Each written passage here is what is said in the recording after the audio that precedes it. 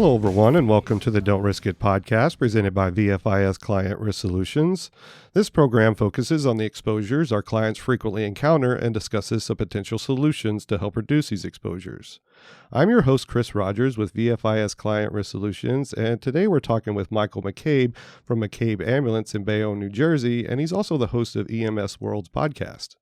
Michael is here to discuss his organization's operations and some trending concerns he's observed in the industry. Michael, I want to thank you for joining me. It's a pleasure to have you on the program.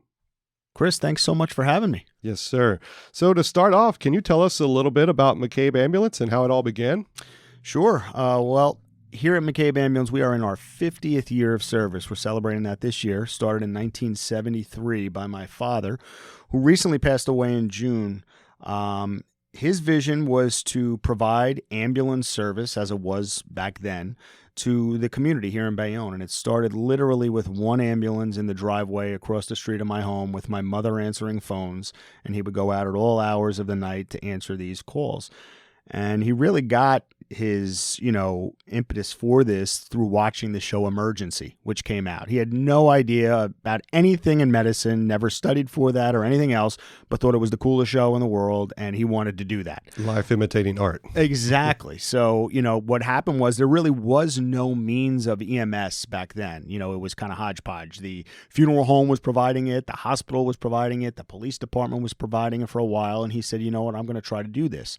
And as I said, that's how it started. It was so very bare bones. He was, finding money to, be able to do this. And as I said, my mom was answering phones. My grandmother would sometime answer phones when my mom was taking care of my sister. And then when I came along. So it really was a bare bones operation to start.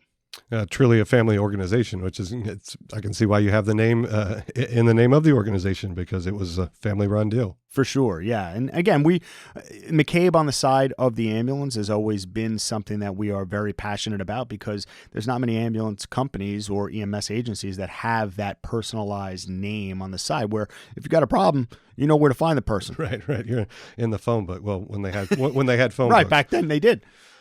So to echo, you brought up your father. Can you highlight some of your father's accomplishments, not only, at an organizational level within McCabe, but with state and national as well? Sure, absolutely. So my father really was a trailblazer in this industry. As I said, he got into this before there were a whole lot of rules or regulations, and he obviously, his passion was to help others. And he, wanted to do that in the best way possible. So early on, he was involved in just about every coalition and committee you can imagine in the state of New Jersey, and probably formed many of them, whether that would be the MTA, the Medical Transportation Association. And then later on, post 9/11, was one of the founders of the New Jersey EMS Task Force, which is something that I'm a state leader on now, and one of the proudest things that I have been involved with, and I know that he was involved with during his time. So there were a lot of different EMS, things that he did, but he was also very much a pioneer as far as wanting to protect others. So he was very much involved in law enforcement. Funny story about my dad was that his whole passion in life was to become a police officer. And he was a half an inch short, because back then they had a height requirement. And so despite trying to stretch himself out and everything else, he never could get that height requirement met. So it probably was the greatest thing that ever happened to him, because he was able to start this business and find a different way to help others. So as I said, with law enforcement, he always had a passion. So he started the Bulletproof Vest Fund back in the 80s to make sure that all law enforcement here in Bayonne had a bulletproof vest. There were so many different types of philanthropic type organizations that he belonged to, and philanthropic endeavors that he took on to make sure that it wasn't just those that were in the city that required medical attention, but it was the providers that were protected as well. So many different areas that he, spearheaded to make sure that, the greater good took precedence over what was going on, in the world at that time. Well, congratulations on, that 50-year anniversary, and also for you continuing that legacy that your father started. And it seems like you're just as passionate as he was, and that's awesome to see. Thanks, Chris. I appreciate that. So as the director and CEO of an emergency service organization, what are some of the things that keep you up at night? It's funny. When we do our orientations here for all of our new hires, I actually say that very statement to them. There are two things that keep me up at night, verbatim, and that is carrying patients and driving vehicles, right? Those are the two things that keep me up and make me very nervous. And again, you look at these types of things and they're very basic. Carrying is part of the job, but carrying people that are 300, 400 pounds in a stair chair down 3 flights of stairs in an urban environment with 2 individuals, it's a breeding ground for, potential, negative outcomes. And so not just to the patient, but to the provider as far as injury. So those types of things absolutely keep me up. And they say, well, what do you do about that? And we do as best as we can to train these folks and make sure that they're doing proper carrying and lifting techniques, but also making sure that they have the appropriate resources with them should that individual be too heavy or too much for them, that whether that be requiring fire services to assist them in that, which they love doing that at 2 a.m. when you call them. But that specific thing, whether it be injury to patient or injury to provider, keeps me up. And then tied into that, the driving part of it, right? There's been so many studies about lights and sirens that have gone on in the last 5 years or so, and the necessity of that. And I think what has been found is that, this is not something that takes away enough time or makes enough difference to, take on that potential liability.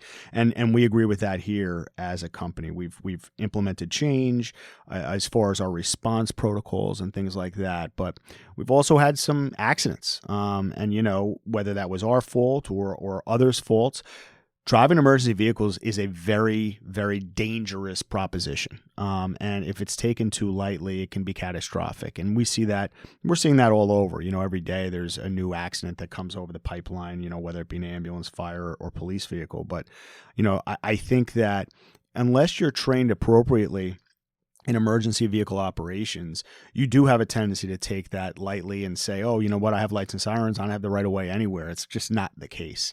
I mean, truthfully, when you're anywhere, but especially here in Bayonne, it's a city, and there's vehicles traveling from all over, different ways, even if I am responding and I have the green light, I'm stopping at the intersection or slowing down at the intersection to make sure nobody's going to run the intersection.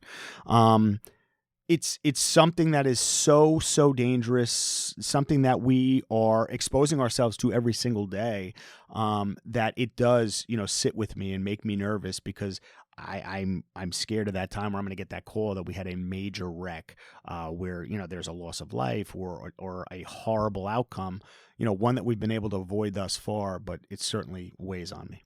So back to something that you mentioned earlier in your statement about, lights and sirens and changing your protocol. Do y'all have a formalized modified response where, sometimes we're going to run with lights and sirens, sometimes we're not, and kind of what dictates that? We do, in fact. So, it used to be a case of, all right, if you got dispatched to a job, it's hot, right? And when you pick the patient up and you have to go to the hospital, it's hot, lights and sirens. We've changed that, so typically now our response model is the same once the call is gotten, because we don't know, the information we get into our 911 dispatch center, it could be something that sounds very benign, but it could be a lot worse. So we will respond cautiously with lights and sirens to the majority of cases that we get, unless we get something from the patient that says, no lights, no sirens, or law enforcement, no lights and no sirens.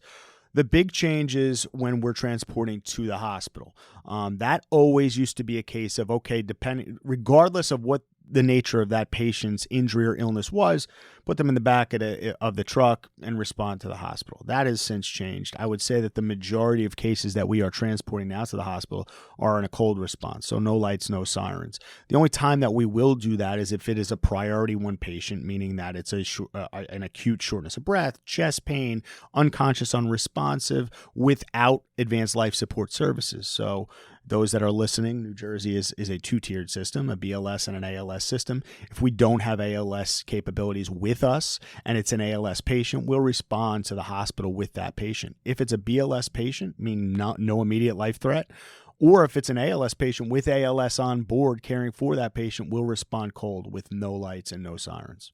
Going to a modified response is a bit of a culture change within an organization, and sometimes change is hard to get ingrained. What are some of the ways that McCabe Ambulance gets buy-in from your responders to establish such a strong organizational culture to make a change like this? Great question. Chris, I think buy-in is dictated by leadership and those above, right? And so if you are passing down, dogma or protocols, you have to be able to show that you're the one that is buying into this as well, right? You have to have a passion for that, and you have to show that you're willing to do exactly what they're doing. Top-down approach. As far as our culture, and as I say, going back to our orientation, we tell our new hires, our potential new hires, we will never ask you to do anything that we don't do ourselves, right? And so when we look for buy-in, it's how we represent ourselves, not just the leadership structure, but those that have been here for a while. The fact of the matter is we require our folks to present themselves in a way where respect would be garnered, right? And so when we say to our folks, remember that you could be on your 13th job of the day, right? And not, 90% of those jobs have been things that you consider, beneath you, for lack of a better term, because you've been doing this so long. Remember that one case where you go to that family's house or that person's house, that is their worst nightmare, right? They dialed 911. And so if you present yourself in a way that you look like, they have off-put you, that's the way they're going to recognize EMS going forward. So you have one opportunity to make that first impression. So we try to be very, culture-driven as far as that's concerned, and to make sure that in order to get respect in this industry, you have to gain respect, right? That's not something that's given, and we know that in this industry. Listen, EMS is not essential. It's only essential in 14 states in this country and the District of Columbia, right? And in order to start to get a little bit of recognition and to get a little bit of respect, that's something that's going to have to be earned. So it's a cultural buy-in as far as what it is we preach. We practice what we preach, and we want to make sure that we're there for our employees. We have open door policies. We're always open to suggestions. Doesn't mean that everything's always going to get changed, but we want to let the employees know that, we're listening to you, right? This isn't just driven from top down. We want to make sure that we're doing things that maybe you see that, might be able to change something and we missed. We want to take that into consideration. So certainly we look at it from a global perspective to make sure that it still maintains that family type element. So what are some of the challenges that your response area presents to your organization? And, as far as traffic congestion, system abuse, could you elaborate on that? I think you hit two right on the head. So, we're in a city type atmosphere and environment here. So we have a lot of traffic, right? We have a lot of bottlenecking. We are a peninsula here in Bayonne. So we have one freestanding hospital, Bayonne Medical Center, and then our trauma center is located in Jersey City. So in order to do that, you have to get to the Turnpike, and there is always traffic, right? So that alone brings a headache in our daily operations, not only because there's traffic for that one incident, but then it backs up other resources and other jobs or cases that are holding. So certainly that's one issue. With respect to the system abuse, I think that has become an epidemic in our industry. I think that we're seeing the more indigent population utilizing the system as a primary care. And I'm not saying that shouldn't happen or can't happen. It's something that does happen. And so, that's why those things like ET3 and certain other things that aren't really a thing anymore, we're looking to combat that issue. But certainly we have those frequent flyers, right? Those repeat customers. And now we're getting into, the whole opioid thing where, we're constantly going out there with Narcan administration, right? Or we have a huge homeless population. These are all things that, build up to become very difficult for the system, but also for the hospital, right? You're bringing these folks in and they become overwhelmed. And then you have increased wall time because there's nowhere to put these folks. And then you have the behavioral health population, which is off the charts since COVID. And what do we do with these folks? It's like a whole new way of, dealing with emergency services, one that we never had to deal with. It used to be chest pain, shortness of breath, diabetic, and everything else. Now we've kind of transferred into this behavioral health, intox, substance abuse type, thing. So these are certainly all, difficulties that we have tied into that is the reimbursement, which you brought up. The fee for service model is really an antiquated way of doing business, and being able to support operations through a fee for service model is just not sustainable. I think the industry sees that at this point, and there's going to have to be some talk. And I think the only way to make that, make this industry flourish is, number one, to recognize it as an essential service. The fact that municipalities pay for recycling but not for an ambulance is pretty crazy, right? Yes, and so we do have to start to look at these things and say, hey, listen, if this is something that is going to last and be sustainable, then we have to throw necessary funding behind it. Yeah, a recycling bin's not going to do grandma much good if she falls and or gets sick. Exactly right. So you just highlighted some of the issues that are facing the industry. If you were to provide one key piece of advice to a newly certified EMS responder, what would that be? Great question. I think what that question would be, the answer to that question would be to treat the industry with respect, right? And if you want to do this, if you truly want to do this, then be an advocate for it. Don't just go through the motions. Understand that there is certainly a gap that exists right now with EMS. If we want this to truly be a third service with police, fire, and EMS, then you need to treat it as such. And when you come in, you need to understand that we need to fight for those same rights that police and fire and even nursing have garnered over the years. I mean, nursing was never a huge bolstered type industry, right? But they got the backing, right? They fought for their rights and they were able to come out on top. And I think that that's what EMS needs. So I think we need some more folks that are looking to be leaders in the industry as you come in. Don't just look to it, I know all my policies, all my protocols. I always say that when we get new hires, I love new hires that are fresh out of school. You don't always hear that. You want people that are experienced, that know how to go out there and treat things. But I love people that don't have bad habits. I love people that come in with a clean slate, right? It's a fresh palate that you're able to say, hey, listen, this is what we believe in. This is our culture. Let's go out there and make a difference, right? Without being told, you don't know what you're talking about. I've been doing this for 30 years, right? I want people that want to do good and that want to do it, because of good reasons, because they want to see the profession advance and they want to see themselves advance in that profession. So you're starting off by giving them positive ways to work and mold them as opposed to trying to break bad habits. Absolutely. So as the host of a podcast focusing on EMS operations and the changing environment, what is something that you've found to be one of the most common questions or concerns facing the EMS industry? And, what do you feel that there's some possible solutions? Wow. Loaded question. A loaded question. I mean, you have 3 hours. So... yes, first over several episodes. As you say, I am grateful to be the host of EMS World Podcast, and one of the greatest things that I get to do is speak with people throughout the country and actually throughout the world as far as EMS in their area. And what we find is it's so very, very dynamic and different in different areas of the country.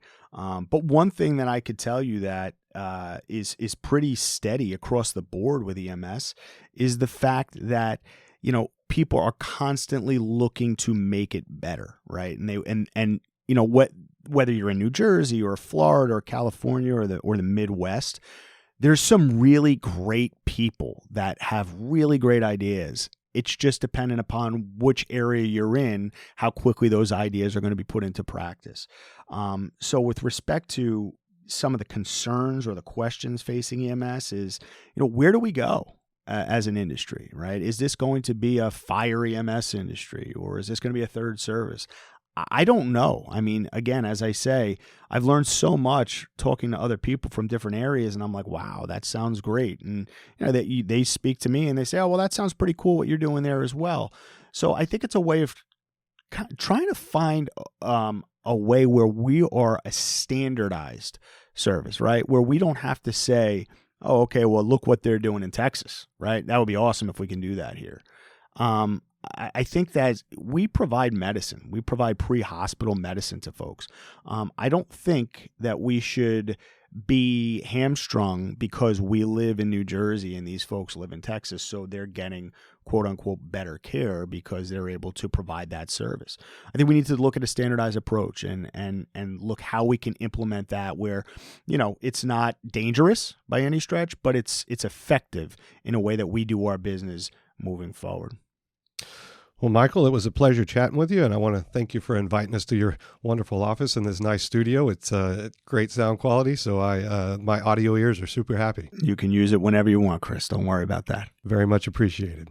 Thank you, my friend, for having me. I really do appreciate it. Yes, sir, and thank you for joining us. And I want to thank you for listening to the program and for your interest in VFIS safety resources. I want to thank our guest, Michael McCabe, once again for his time and information. Please consider subscribing to our program to stay up to date on new content releases. Also, if you like what you've heard, please consider leaving a review below. For more information about the many resources available from VFIS, please visit VFIS.com. And to submit ideas for future discussions, please reach out by emailing VFISriskcontrol@VFIS.com. Thanks, everyone, and have a great day.